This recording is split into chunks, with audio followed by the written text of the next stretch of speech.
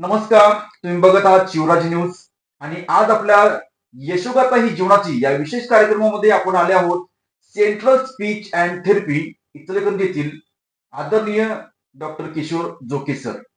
जाणून घेऊया त्यांचा हा प्रवास आणि त्यांच्या क्लिनिक बद्दल ही थोडक्यात माहिती. किशोर सर नमस्ते. नमस्कार. सर आमच्या प्रेक्षकांना थोडक्यात आपली ओळख सांगा. नमस्कार, मी ऑडिओलॉजिस्ट किशोर जोके. खरं तर माझा कोर्स ऑडिओलॉजी आणि स्पीच लँग्वेज पॅथॉलॉजी याच्यामध्ये माझं शिक्षण झालेलं आहे. JSS institute of speech and hearing Dharwad इथे 4 वर्षाची माझी यामध्ये डिग्री झालेली आहे. खरं तर तुम्हाला टर्मिनॉलॉजीवरून फार म्हणजे ऑडिओलॉजी आणि स्पीच लँग्वेज पॅथॉलॉजी असं एवढं लक्षात येत नसेल की काय हा नेमकं काय विषय आहे. आणि शब्द थोडे ऐकायला बी कठीण वाटतात. बरोबर. मी तुम्हाला थोडक्यात सांगतो याच्याबद्दल की ऑडिओलॉजी आणि स्पीच लँग्वेज पॅथॉलॉजी याच्यामध्ये 2 प्रकार असतात. खरं म्हणजे एकतर ऑडिओलॉजी आणि स्पीच थेरपी. ठीक आहे. ऑडिओलॉजी म्हणजे काय की ऑडिओलॉजी म्हणजे थोडक्यात सोप्या भाषेत सांगायचं झालं तर ऐकू येत नाही याच्यावरचे सर्व प्रकारच्या तपासण्या आम्ही करतो आणि त्याच्यावरती तपासण्या करून काय निदान करता येईल याच्या संदर्भात आम्ही पुढे तशा पद्धतीने माहिती उपचार करतो. आणि याच्यामध्ये सेम स्पीच थेरपी नावाचा प्रकार आहे. स्पीच लँग्वेज पॅथॉलॉजी म्हणजे स्पीचचे बोलण्याबद्दलचे काय प्रॉब्लेम आहेत ते प्रॉब्लेम लहान मुलांपासून ते वृद्धांपर्यंत सर्वांना असू शकतात. लहान मुलांचे प्रॉब्लेम वेगळे असतात, वयोवृद्धांचे मोठ्यांचे प्रॉब्लेम वेगळे असतात आणि तशा पद्धतीने आम्ही डायग्नोज करून त्याच्यावर काय उपाय करता येईल किंवा त्याच्यावरती थेरपी वेगवेगळ्या प्रकारचे त्याच्यामध्ये डिसऑर्डर्स आहेत त्याच्यावरती वेगवेगळ्या पद्धतीची थेरपी दिली जाते. डॉक्टर साहेब, ही थेरपी देत असताना काय औषधोपचार वगैरे काय असतात का तुमच्याकडे? कसं आहे की औषध उपचार काही डिसऑर्डर वरती असतात, पण स्पीच हा असा प्रॉब्लेम आहे की याच्यावरती औषध उपचार फार काम करत नाही. याच्यावरती थेरपीच घ्यायला पाहिजे. आता आपण इचलकरंजी मध्ये आपलं हे क्लिनिक आहे. किती वर्षाला आपण या ठिकाणी कार्यरत आहात? इचलकरंजीमध्ये आपलं क्लिनिक सध्या चालू होऊन जवळपास 1 वर्ष होत आले. पण याच्या आधी मी पुण्याला काम केलं आहे, नाशिकमध्ये काम केलं आहे काही महिने. त्याच्यानंतर काही वर्ष मी कर्नाटकात होतो. अशा विविध ठिकाणी विविध शहरामध्ये काम करून विविध ठिकाणाचा अनुभव घेऊन आपण या ठिकाणी क्लिनिक चालू केलेलं आहे. आणि आमची ही इचलकरंजीची 4थी शाखा आहे. पहिल्या 3 शाखा आमच्या पुण्याच्या आहेत. एक वारजेमध्ये आहे, एक फातिमानगरमध्ये आहे आणि एक नळ स्टॉप रेल्वे स्टेशन मेट्रो स्टेशनच्या खाली कोथरूडला आहे. डॉक्टर साहेब, एखादी थेरपी किंवा एखादा माणूस जेव्हा तो उपचार घेतो किंवा एखादं लहान मूल म्हटलं तर साधारणपणे असं उपचाराचा काही कालावधी वगैरे काय असतो का? असं बघा, आता सगळ्यात महत्वाची माहिती याच्यामध्ये अशी आहे की आता आम्ही इचलकरंजीमध्ये न्यू बॉर्न हिअरिंग स्क्रीनिंग चालू केलेलं आहे. तर हे काय असतंय की आपण जन्मलेल्या मुलांची कानाची तपासणी करतो. ऑडिओलॉजिस्टचं काम काय असतं आता तर ऑडिओलॉजिस्टचं काम असतं की हिअरिंग आणि बॅलन्सिंग डिसऑर्डर वरती काम करायचं. असेसमेंट, मॅनेजमेंट आणि प्रिव्हेन्शन अशा पद्धतीनं आम्ही याच्यामध्ये काम करतो. असेसमेंट मध्ये काय येतं की थोडक्यात की आता लहान मुलांच्या वेगळ्या तपासण्या असतात, अडल्ट लोकांच्या वेगळ्या तपासण्या असतात. आता लहान मुलांच्या ज्या तपासण्या आहेत थोडक्यात आता 2 प्रकारचे याच्यामध्ये खरं तर 2 प्रकार पडतात. एक सब्जेक्टिव्ह टेस्ट आणि ऑब्जेक्टिव्ह टेस्ट. सब्जेक्टिव्ह टेस्ट म्हणजे ती अडल्ट साठी असते, म्हणजे मोठ्या लोकांसाठी असते. ऑब्जेक्टिव्ह टेस्ट म्हणजे लहान मुलांसाठी असते. त्याचं कारण काय की सब्जेक्टिव्ह टेस्ट मध्ये समजा तुम्हाला आम्ही आवाज देतोय मशीन मधून, तर आवाज आला की तुम्हाला हात वरती करा किंवा अशा पद्धतीने असतं. बरोबर. ऑब्जेक्टिव्ह टेस्ट म्हणजे ऑटोमॅटिक होते. आता लहान मुलाला मी सांगितलं की आवाज आल्यावर तू हात वर करणार नाही, जन्मलेला मुळे त्याला कळणार नाही. तर त्याच्यासाठी पूर्ण ऑटोमॅटिक टेस्ट असतात. ऑटोमॅटिक टेस्ट आता इथं आपण चालू केलं आहे आपल्या क्लिनिकला आणि काही हॉस्पिटल बरोबर इचलकरंजीमध्ये आम्ही तशा पद्धतीने चालू केलेलं आहे.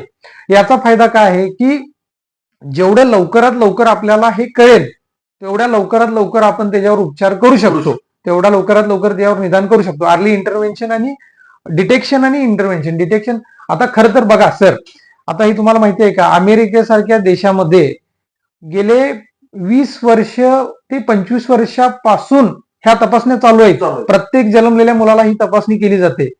पण आपल्या देशामध्ये काही मेट्रो सिटीमध्ये काही हॉस्पिटलमध्ये हे चालू झालेलं आहे की प्रत्येक जन्मलेल्या मुलाला कानाची तपासणी करून लगेच काही प्रॉब्लेम असला तर लगेच आपल्याला उपचार करता येतात. आपल्या इथे इचलकरंजीमध्ये आपण हे चालू केलेलं आहे आणि जेवढं लवकरात लवकर आपल्याला डिटेक्ट होईल तेवढं लवकरात लवकर उपचार केले की ते फास्ट मध्ये. नक्की. कारण कसं असतं की आपला जो ब्रेन आहे हा पहिला 3 वर्ष किंवा पहिले 5 वर्ष भाषेसाठी सेन्सिटिव्ह असतो. समजा तुम्हाला एखाद्या मुलाला तुम्हाला 5 वर्षानं कळालं ह्याला ऐकू येत नाही तर पहिलं 5 वर्ष त्याचं वाया गेलं. 5व्या वर्षी अलर्ट राहिलं पाहिजे. अलर्ट. अगदी अगदी अगदी. कारण अशा प्रकारच्या तपासण्या पूर्वी नव्हत्या. अशा पद्धतीच्या तपासण्या आता चालू झालेल्या आहेत आणि समजा लवकर आपल्याला समजलं तर लवकर आपण त्यावर उपचार करू शकतो. समजा मी जसं सांगितल्यासारखं तुम्हाला 5 वर्षानं समजलं, समजा 5व्या वर्षात आपण मुलाला मशीन लावलं तर ते 5वं वर्ष हे त्याचं, समजा 5व्या वर्षी मी मशीन लावलं तर तो त्याचा पहिला दिवस ऐकण्याचा. म्हणजे पहिलं एवढं डिले झालं. 5 वर्षात मूल जवळपास 4 वाक्यात बोलायला पाहिजे तर ते होताना दिसत नाही. हा, मग एवढ्यासाठी आपण लवकर, कारण जी नॉर्मल डेव्हलपमेंट असते बाळाची, थोडक्यात मी तुम्हाला त्याची माहिती सांगतो की बाळ जे आहे हे 3 महिन्यात झालं की कुगू कुगू असा आवाज काढते. 6 ते 7 महिन्यात झाले की ब ब ब असा आवाज काढायला पाहिजे. 1 वर्षात झाले की एक शब्द बोलायला पाहिजे. ठीक आहे. समजा जर आपण ह्याच्यावर उपचार केलं नाही किंवा हे तपासणी केली नाही तर मग ते तुम्हाला समजणार नाही. मग वेळानं बोलेल, असं होईल तसं होईल, तर मग ह्या सगळ्या गोष्टी होतात. बघितलं मंडळी, म्हणजे पालकांनी सुद्धा लहानपणापासूनच आपल्या पाल्याबाबत अलर्ट राहिलं पाहिजे की त्याला ऐकू येण्याची समस्या आहे की नाही. आणि महत्वाची गोष्ट म्हणजे आता पुणे मुंबई सारख्या शहरात जाण्याची आता गरज नाही, कारण आता आपल्या इचलकरंजीमध्ये आपल्या जवळच्या भागातच हे सेंटर आता उपलब्ध आहे आणि त्याचा आपण लाभ घेतला पाहिजे, जेणेकरून आपल्या पाल्याची जी जन्मजात स्पीच असो अथवा कानाची क्षमता असो ही आपल्या इचलकरंजीमध्ये चांगल्या प्रकारे प्रभावीपणे एक प्रकारचा उपचार या ठिकाणी केला जाऊ शकतो. डॉक्टर साहेब, कुठेतरी ह्या गोष्टीला पालकांच्याकडून एक दुर्लक्षीपणा होतो कामाच्या व्यापामध्ये. म्हणजे एक सामान्य माणूस म्हणतो किंवा काम आहे जाऊ दे, असं कुठे तुम्हाला एक नजरेच आले का या करिअर मध्ये? Yes yes, 100%. खूप चांगला प्रश्न विचारलात तुम्ही. कसं असतंय की समजा आता तुम्ही म्हटलात की दुर्लक्ष होतं, 100% होतं. कारण मेट्रो सिटीमध्ये किंवा काही मोठ्या शहरामध्ये आम्ही बघतोय की आई वडील दोघेही जॉब करत असतात. घरी मूल म्हणजे केअरटेकर येऊन बघतात मुलाला, कुणी नसतं. मग अशा कंडिशन मध्ये काय होतं की बाळाला स्पीच स्टिम्युलेशन मिळत नाही. तुम्ही आम्ही बोलायला कधी शिकलो? आपण काय जन्मल्यावर लगेच शाळेत गेलो नाही, बरोबर? भूतकाळ भविष्यकाळ लगेच शिकलो नाही आपण. आपण बोलायला कधी शिकलो? ऐकून ऐकून बोलायला शिकलो. Yes yes, exactly exactly. तर ऐकून ऐकून आपण बोलायला शिकलो. समजा सुरुवातीच्या काळात जर बाळाला लेस स्पीच स्टिम्युलेशन म्हणजे कमी जर त्याला कानावर शब्द पडले तर कमी शब्द पडल्यामुळे काय होतं की भाषा डेव्हलप होत नाही लवकर आणि अशा पद्धतीचं दुर्लक्ष जे तुम्ही म्हणताय की अशा पद्धतीने ते होऊ शकतं.